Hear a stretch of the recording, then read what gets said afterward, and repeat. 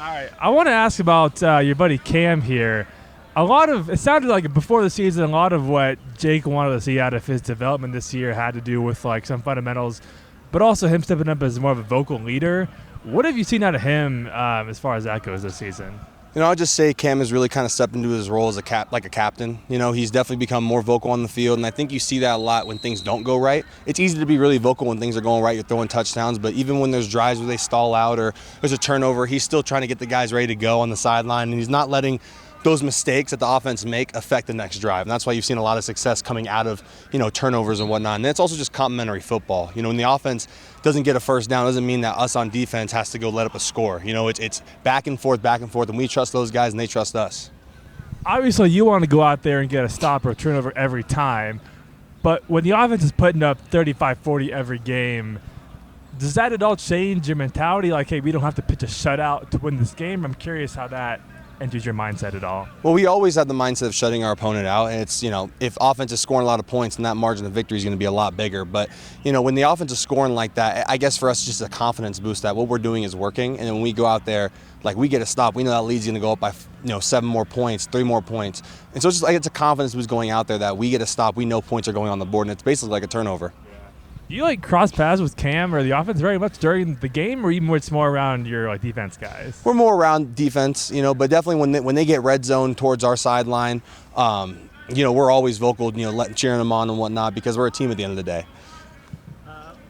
Does the week of practice after a bye feel any different, both physically and mentally? Shouldn't feel any different because it's another week. I think we attacked the bye week really well last week. We were really mentally focused, got a lot of good work in. So this week just feels like an extension of the last week. You never want to go off a bye week and feel like you're necessarily resetting everything.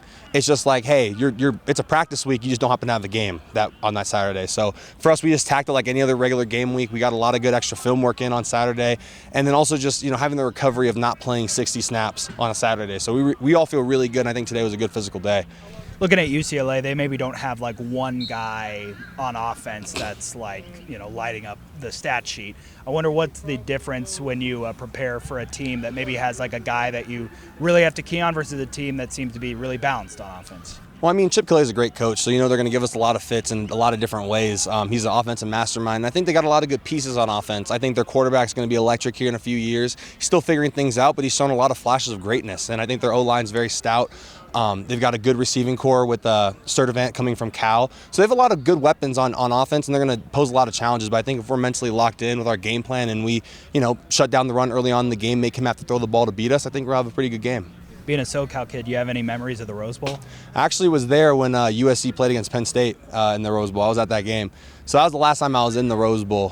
So pretty cool, but I guess, kind of blocking out all the extra noise. Right now, my only focus is beating UCLA in the Rose Bowl. Well, unfortunately, I'm going to ask you this question then. It's been so long that WSU has played that not even you and RJ have played at the Rose Bowl. I'm just wondering, are there any, thoughts of, wow, I'm going to be on that, kind of hallowed ground?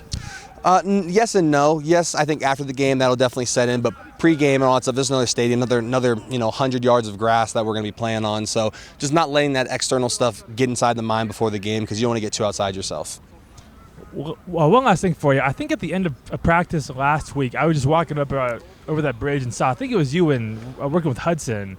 So just kind of working on some moves. I'm just curious, kind of for you, what makes you want to spend your time doing that with some of the younger guys? Well, I just see a lot of them in me. I think Hudson's a great example of, he has a lot of qualities that I share. He's a hard worker. He craves all the extra knowledge you can get. And I think for him, it's also a confidence thing. I think he's a fantastic player. He's got the size and the capability to do great things. But I think for him, it's just knowing that there's older guys that believe in him and knowing that he can be great. And then once he kind of cracks out of his shell, you're going to see a really good football player in him. And so, yeah, just teaching any of the younger guys anything I have because I want to see Washington State succeed long after I'm gone. I really feel like this university is ready to take that jump, so giving back as much as I can before I leave is huge on my plate.